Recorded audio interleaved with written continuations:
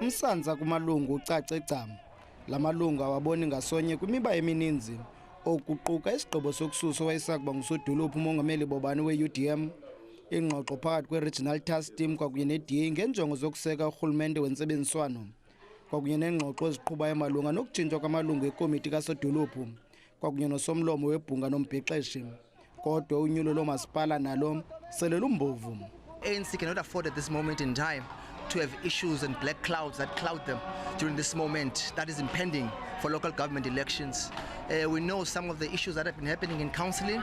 They are not nice to look at, they are not nice to swallow. So that intervention could not be more timeous than now. ANC kule ngingqi ngonyulo loomasipala ngo-2016 yafumana umyinge wama-40 evoti. Ngelixa kunyulo lukazwelonke yenyuka inkxaso yayo kutsho kumyinge wama-47. We condemn what is taking place in Nelson Mandela.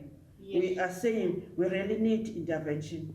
It is too much, or else we will lose election. I'm talking about the coming elections. Amalungu alombutho kule ngingqi kuquka ne-Regional Task Team oko ememelela ungenelelo kwiqoqo lephondo nelikazwelonke.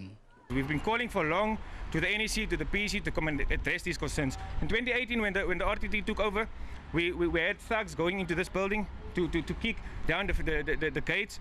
Comrade Jesse Duarte was inside as the NEC Deputy Secretary.